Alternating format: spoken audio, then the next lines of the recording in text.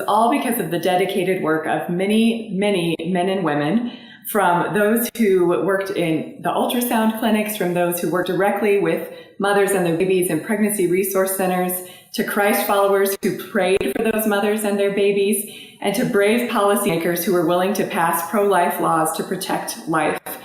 And that has all been just in 50 years since Roe versus Wade. Of course, last year we saw the amazing overturn of that wrongful decision from the Supreme Court. But there's been a lot that's gone on since then. Greetings. My name is Autumn Leva. I'm the Senior Vice President of Strategy for Family Policy Alliance. I have two awesome guests with me today to talk about the work of the pro-life movement from two very different perspectives. So first, I have with me Derek A. Stryker from Montana Family Foundation, who is one of our amazing 40-state allies of the Family Policy Council Network, advocating for life, family, religious freedom on the ground in 40 states across the country, hopefully one of yours. He is the Chief Legal Counsel and the Government Affairs Director for Montana Family Foundation, and he's been doing that work of helping pass strong pro-life laws in Montana. We also have with us Bria Roddewig, who has an amazing story of working with a pregnancy resource center herself. So I think today we'll start first with you, Bria, and I'm hoping that you will share a little bit about your story and how you first came to interact with a pregnancy resource center directly serving women on the ground in your state. Yeah, thank you so much for having me, Autumn. I originally started with the clinic here in town when I was 18 years old. I was a new mom, I was a new wife, and I didn't know anything about being a parent, as everybody goes into parenthood thinking they know. And so options at the time helped me to navigate, parenting and questions I had, and they were so super supportive of me in that. Fast forward about 10 years, I found myself in a really difficult divorce, and I had always been pro-life. I had always been wanting to support women and their decision to have children and how that best could be taken, forward for them to come into life giving situations. And so I started to drift away from that side of my life. I had disconnected from all of my Christian friends and family. I decided I no longer wanted to be the good girl. And then I found myself in a crisis pregnancy situation myself. So that took a turn because I now was on the other side of the fence where I was contemplating an abortion. And that was when Options Clinic here in town became the most pivotal turning point for me to choose life. Thank you for sharing that, Bria. Can you walk us through just a little bit of what the Options Clinic did for you and how they helped you make that decision at a time when you already had 4 kids at home? Obviously, it was a difficult situation. What did they do to come alongside you? I would say the first thing was reaching out to them. They had known me previously as the married me and the pro-life me and choosing, Christ first and choosing life first. So when I came to them on the other side of the fence saying, I don't know what to do. I'm alone in this. I'm so afraid. I know that this is wrong, but I see no other options. I was met with, okay, well, why don't you come in? We'll talk about, what you're feeling. We'll do an ultrasound. We can kind of set you up to show you, where you're at in your pregnancy. And from there, you can get in touch with your doctor. It was just met with such an open, there was absolutely no judgment. There wasn't feeling like I was inferior. They didn't, sit there and litigate me for my choices. It was just that they were understanding. They talked to me in a way that was human, and they walked with me through that pregnancy all the way to the very end of him being born. In fact, he was their poster child for one of their Christmas cards the following year. So it was just, they had so much love and support for me as a woman.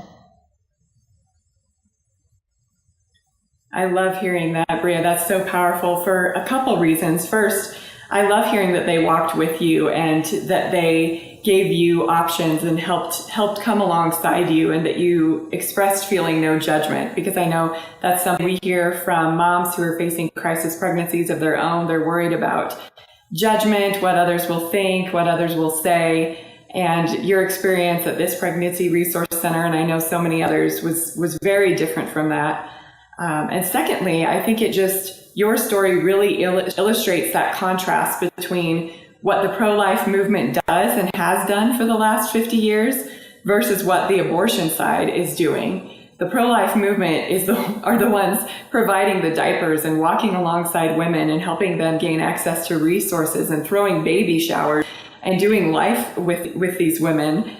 Whereas the abortion side, they just want to give you the pill or give you the quick abortion, send you out of the clinic, and there's no follow-up. There's no walking through life with you. There's no checkup when you are feeling despair because of losing that child. It's just such a deep contrast, and it sounds like that's what you experienced as well. Yeah, it was a very different contrast. It felt like, I knew that it was wrong. Like I've had babies. I knew how they developed. I knew what was, happening at every single week. And I sat with the decision for about 6 weeks because I had no idea how it was going to work. I was so afraid to tell my family and my friends. I had just rededicated my life to the Lord. In fact, I just signed up to get baptized the week I found out I was pregnant. And I was like, I can't get baptized and be pregnant at the same time. That can't be biblical.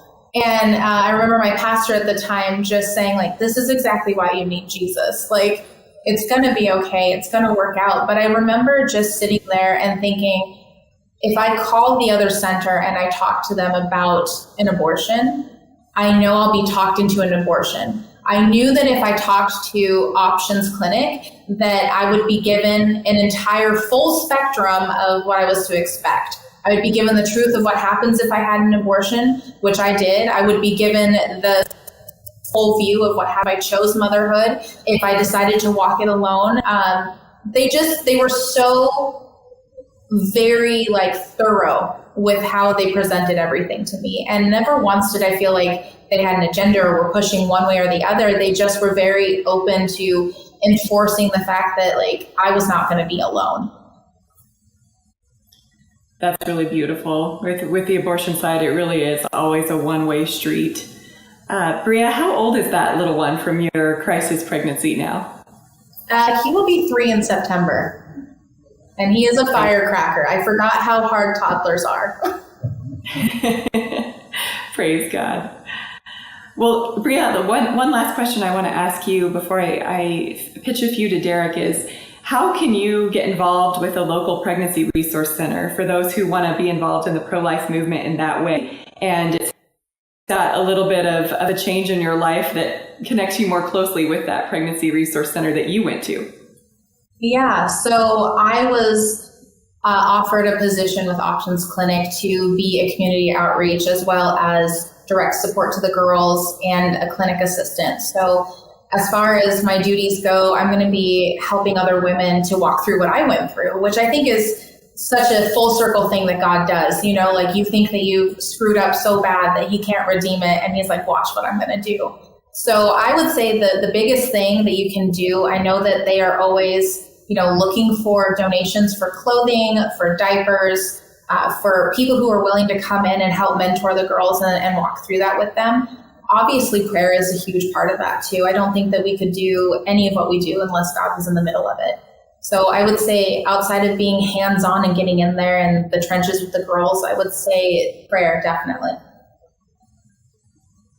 That's great. Prayer, donations. We've got a local clinic where I'm based, and we've donated a lot of clothes and diapers that way as well. So thank you, Bria. That is very helpful and powerful. I appreciate you sharing that. We'll come back to you in just a minute. Derek, I want to talk to you about a different aspect of the pro-life movement, one that some of our viewers may know, others may not, but getting a pro-life law passed, a law that protects the life of those babies in the womb or protects the health and safety of the mothers involved. Those laws can sometimes be years in the making, and sometimes as those involved in policy work, you never actually get to meet the faces of those that you've helped, the babies you've saved, or the mothers who have chosen life or who are grateful to have chosen life.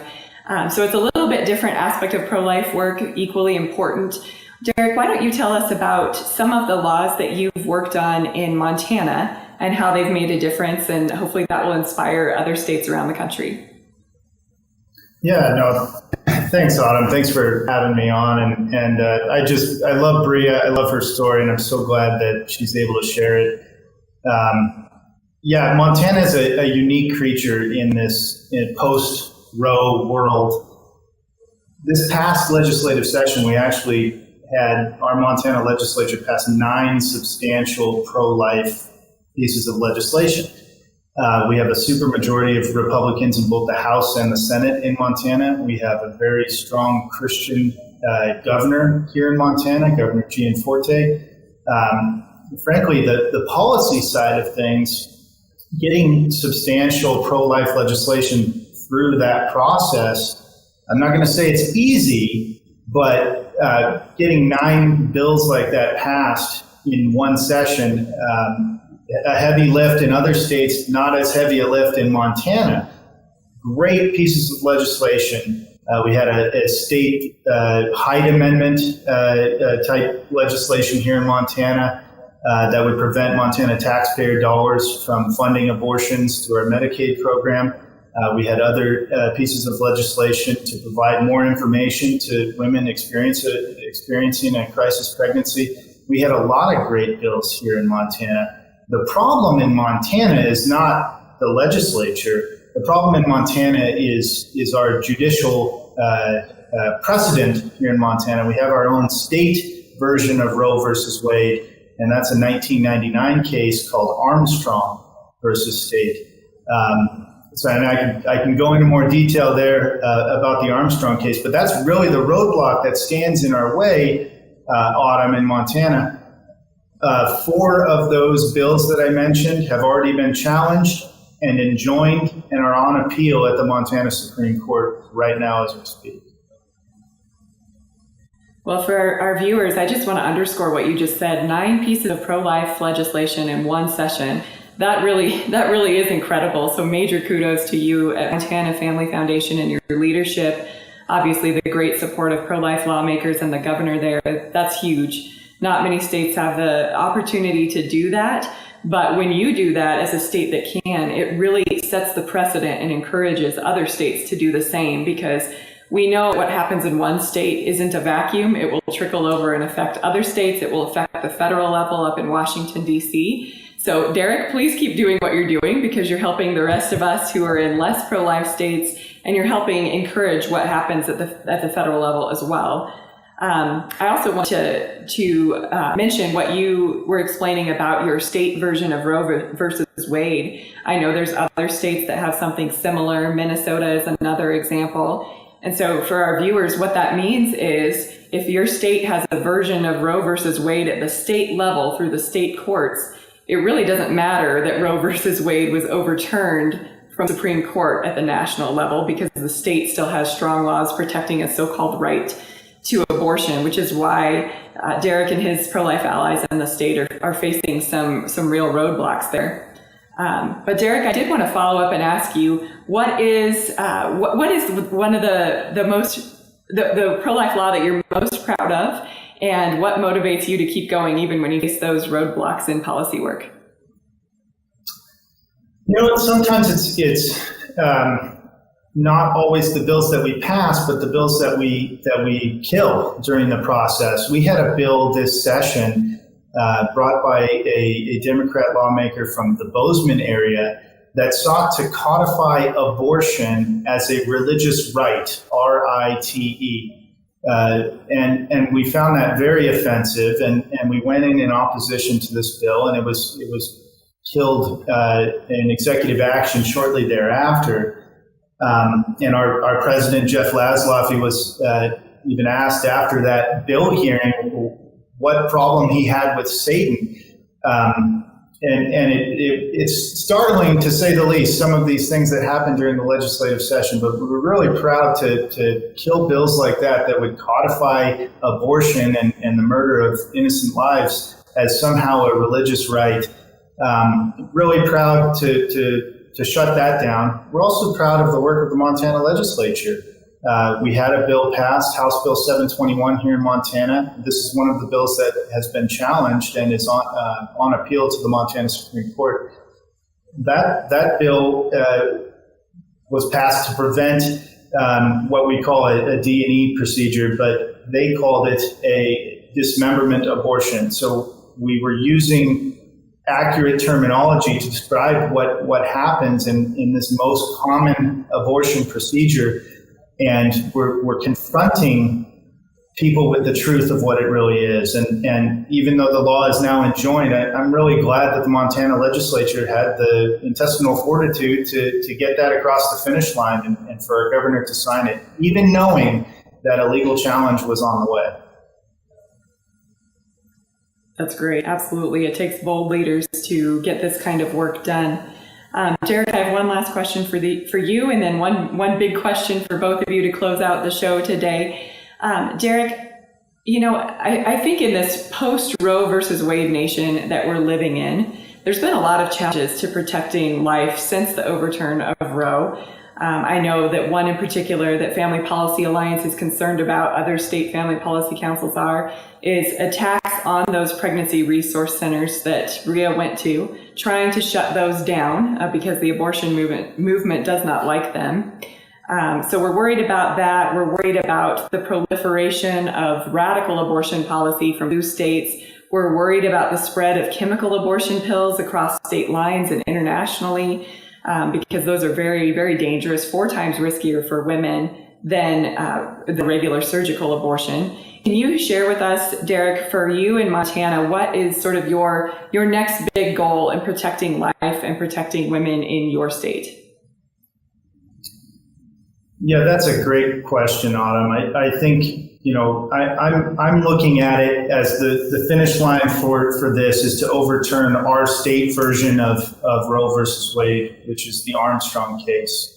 And part of that is changing the culture and the composition of our judiciary, recognizing that our state version of Roe versus Wade is actually based on the same rationale from Roe versus Wade that was found to be completely inaccurate and,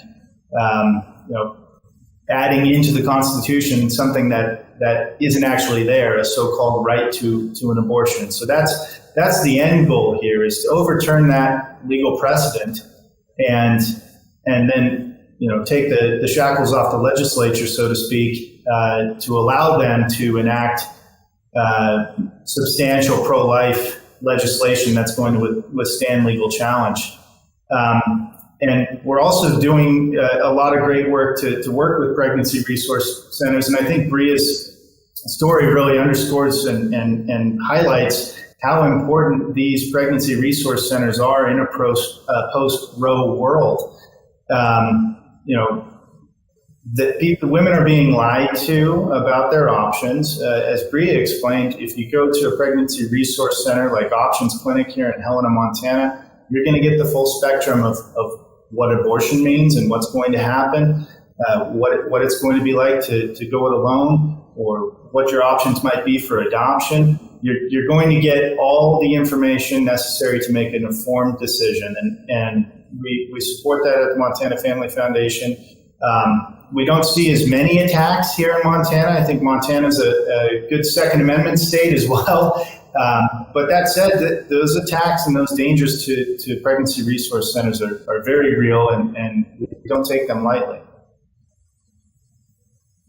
Well said, Derek. Thank you. And our prayers are with you, and we're standing with you. If the national version of Roe versus Wade can be overturned, then certainly the state version can as well. So we will join you in fighting for that and praying for that.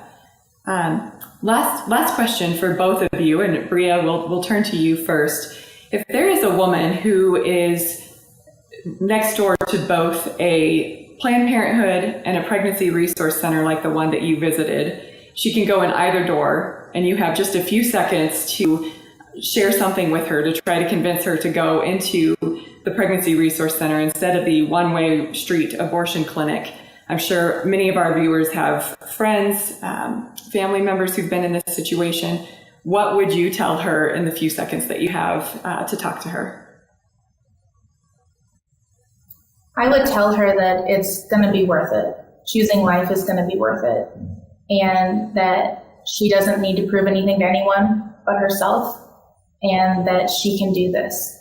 I think I needed somebody to tell me that I was still loved, I was still lovable, and that it was going to be the best decision to choose life. Amen. Derek, what about you? It's hard to argue with what Bria just said. I was going to say, choose life. Life is precious. You are loved, you are valued, and you're not alone. And then just pray. Pray. There is power in prayer, and that's exactly what I would say.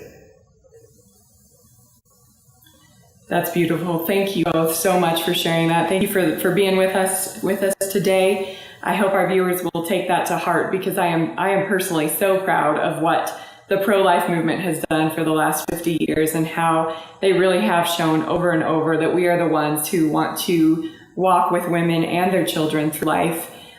We get called all sorts of things, all sorts of names, but it's not true. We are the ones who are choosing life and choosing love, I think, as you said, Derek. So thank you so much. We hope this was a blessing to you all. Derek, Bria, thank you. We'll see you next time. Thank you.